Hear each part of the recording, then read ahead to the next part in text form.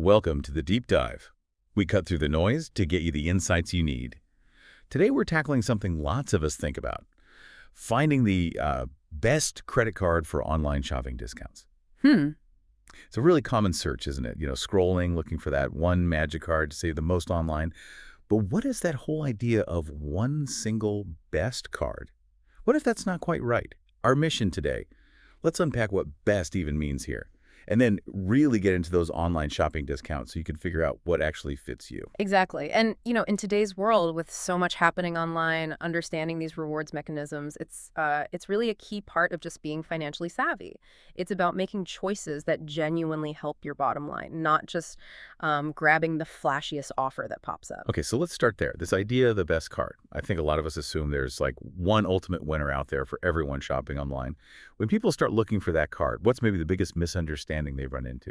Yeah, that's really the heart of it. The biggest misconception is exactly that, this idea of a universal best. The truth is, best is almost entirely subjective. It's deeply personal. There's just no single card that's perfect for everyone.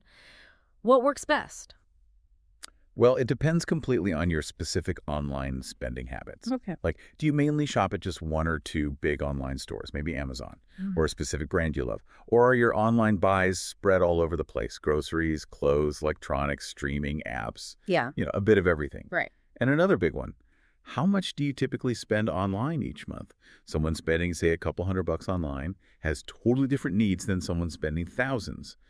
What's fascinating here is, well, people often don't stop to actually look at their own patterns first. The best card isn't some top-ranked product out there in a vacuum. It's about finding the perfect match, that perfect alignment with how you spend and what you want to achieve financially. And that ties right into your personal goals, too. Are you just looking for simple cash back, something easy to understand, a direct return? Or are you more interested in points, maybe saving up for travel, flights, hotels, or using points for other things like gift cards? Yeah. Are you focused on grabbing a big welcome bonus right at the start? Or is long-term value more important, a card that keeps giving good returns year after year? These personal choices really change what best means for you. It's not just about the card, it's about you. That makes a lot of sense. It's kind of like finding the best car, right? Yeah. A sports car is great if you want speed. Exactly. But if you're hauling kids and groceries, a minivan is definitely best for that. Totally different needs. Precisely. But I could also see someone thinking, okay, tracking rotating categories sounds like work. Maybe the sheer simplicity of just a flat 2% cashback card? Maybe that's better, even if it's not maximum optimization. Is there a trade-off there? Oh, absolutely. That's a great point. And it comes right back to personal preference again. For some people, yeah, the mental effort, the headspace needed to track those changing categories, it's just not worth the extra 1% or 2%. Right. They value simplicity, predictability, and for them, a good, solid, flat-rate card is their best, no question. Yeah. But for others, maybe people who enjoy digging into their finances a bit more, who like the game of maximizing things. Optimizing. Exactly, optimizing. For them, those higher rewards from bonus categories, that's a welcome challenge. It's worth the effort. There's no single right answer, only your right answer. The key is knowing yourself. What do you value more? Getting every last possible cent or keeping things simple? Okay, got it. So best is definitely personal, defined by you. Now, let's tackle the other part. These online shopping discounts. When we say discounts, what forms do these actually take? Because it's clearly more than just, 5% off your checkout total. Precisely. Yeah, discounts is kind of a catch-all term here, and understanding the different flavors is really key to making the most of your online spending. We can break them down. The most common, and maybe the easiest to understand, is cashback. Okay. And this usually comes in two main types. First, you've got flat rate cash back, simple, like 1.5% or maybe 2% back on pretty much all your online purchases. It's straightforward, predictable. You don't really have to think about it much. Nice and easy. Yep. Then the second type is bonus category cash back. This is where you can earn higher percentages, maybe 3%, 4%, even 5%. Ooh, okay. But, and this is the important part, it's only on specific online shopping categories. And often these categories rotate maybe every quarter.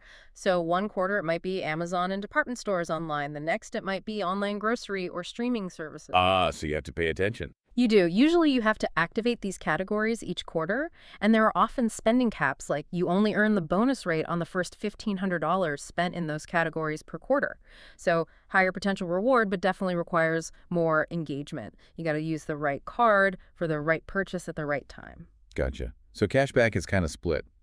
Simple flat rate or higher rate categories you need to track. Exactly. Then, moving beyond just cash, you have points and miles. Right, the travel stuff, often. Often, yeah, but not always. You earn points or miles from your online spending, just like cash back. But instead of getting dollars back, you collect this other currency. Right. And you can redeem these points or miles for a whole range of things. Travel flights, hotels, that's a really popular one. Sure. But also merchandise from a catalog, gift cards for various retailers, or sometimes you can even just take them as a statement credit, kind of like cash back. Now, here's a critical detail and one people often miss. The value of a point can vary a lot. Well, redeeming a point for a simple statement credit might only get you, say, 1 cent per point, basic value. But if you learn the system, if you transfer those points to a partner airline or a hotel program, you might be able to redeem them for a flight or a hotel stay where that same point effectively gets you 1.5 cents, 2 cents, maybe even more in value. Whoa. Okay, so how you use the points really matters. Hugely. Understanding those redemption options and potential transfer partners is key to actually maximizing the points you earn. Lots of people earn points, but then kind of waste them by redeeming for low-value options because they haven't looked into it. That really does make them like different currencies, doesn't it? With fluctuating exchange rates. That's a perfect analogy. It really is. So cashback, points. What about rewards that aren't just a percentage or points accumulating? Are there other kinds? Yes, good question. There are also statement credits and specific retailer offers. Some cards are built to give you automatic credits back on your bill when you spend with certain online merchants or pay for specific subscriptions. Oh, okay. Yeah. Like maybe $5 back if you pay for your streaming service with the card. Exactly that kind of thing. Or maybe a credit for using a food delivery app or shopping at a particular online marketplace. It's like a direct discount, a fixed value for using certain services. Card issuers also often have partnerships. They might have a special online shopping portal. If you click through their portal before you shop at, say, an electronics store or a clothing retailer online, you might get extra bonus points or an extra percentage of cash back on top of whatever the card normally earns, just for starting your shopping trip there. So an extra layer of potential savings if you remember to use the portal. Correct. And finally, something we can't forget, especially when choosing a new card, are the welcome bonuses. Now, these aren't recurring discounts on every purchase, obviously. They're usually a big one-time chunk of points or cash back.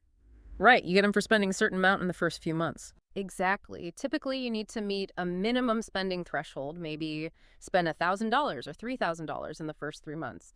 For people who do a fair bit of online shopping anyway, hitting these thresholds can be pretty easy just through normal spending, and that bonus can be substantial hundreds of dollars in value sometimes. It's a big upfront discount on your spending, assuming you were going to spend that money anyway. Yeah, that initial boost can be really attractive. Definitely. So if we sort of zoom out, you've got cash back, flat or category, points miles with variable value, specific statement credits, portal bonuses, and those big welcome offers. All different forms of discounts, different currencies, like we said. And the real insight isn't just knowing they exist, it's figuring out which currency actually gives you the most value based on how you spend and what you want to redeem for. Are you really maximizing that exchange rate, or are you settling for less without realizing it? That's a really important question to ask yourself, isn't it? Am I tracking this? Am I really getting the best value for me from these different discount currencies? Or am I maybe leaving money or points or credits on the table because I haven't looked closely enough? It's not just about getting a reward, it's getting the right reward. Okay, so we've taken apart BEST, it's personal, and we've laid out the different kinds of online shopping discounts, the different currencies.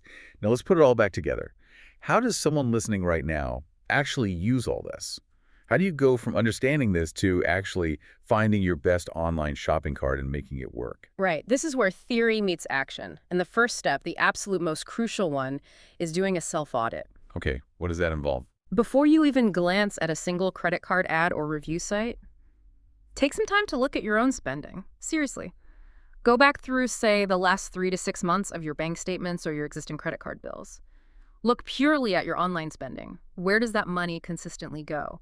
Which specific websites or stores pop up again and again? What categories dominate? Is it mostly online groceries, electronics, subscriptions, clothes, travel booked online? Really mapping it out. Exactly. Map it out. Get clear on those patterns. This self-awareness, knowing where your money actually flows online, that's the bedrock. That's the foundation for finding your best card because it tells you exactly where the biggest opportunities for rewards are hiding in your own budget. That makes sense. Know thyself, or at least know thy online spending habits. Precisely. Once you have that clear picture, then you can start the matchmaking process. Now you compare actual card offers. And you align the types of discounts they offer, flat cashback, bonus categories, points, miles, specific credits. You align those with your spending patterns you just uncovered, and also with your financial goals we talked about earlier. Right.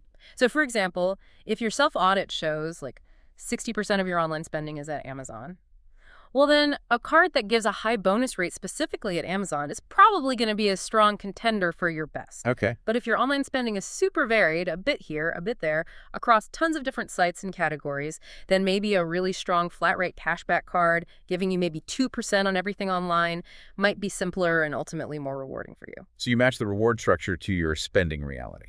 Exactly.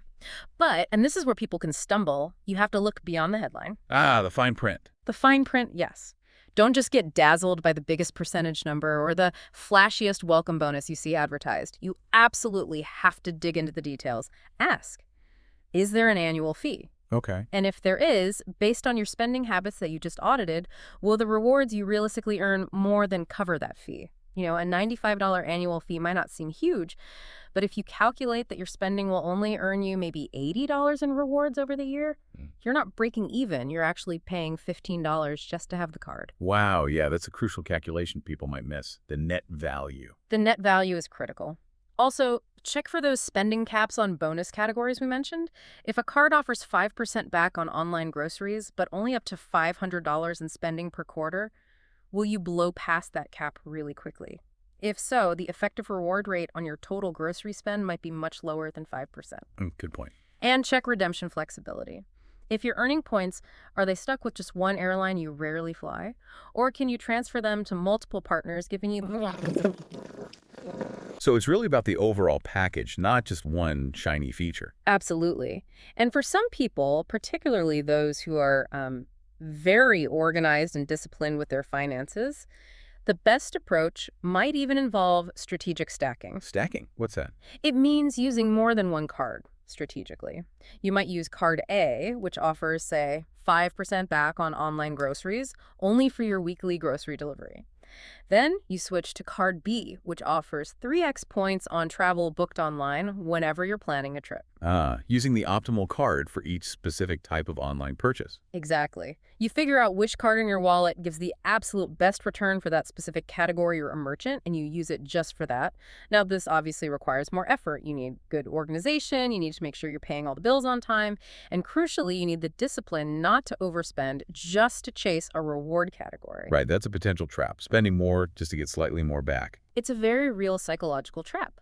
You have to be mindful that the goal is saving money or getting value, not just accumulating points for the sake of it, especially if it leads to extra spending.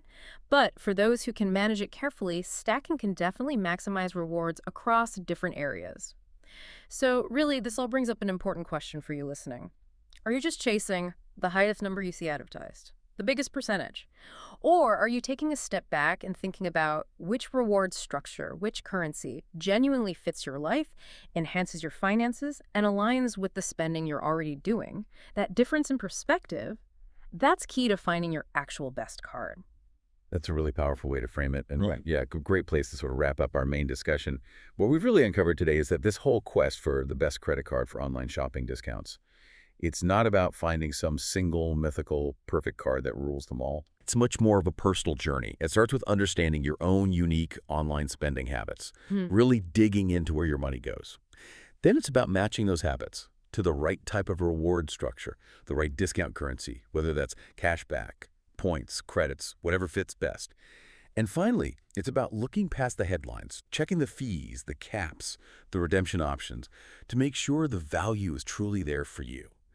It's not about finding the best card. It's about discovering your best card. So as you think about what best really means for your own online shopping, maybe consider this. How do these tools, these cards, do more than just offer discounts? How might they subtly shape your habits, your financial awareness? If you really optimize for those deeper discounts, maybe you start consolidating where you shop online. Or maybe you just become more mindful about each online purchase before you click buy. What new habit beyond just the savings might emerge for you from truly optimizing your online spending?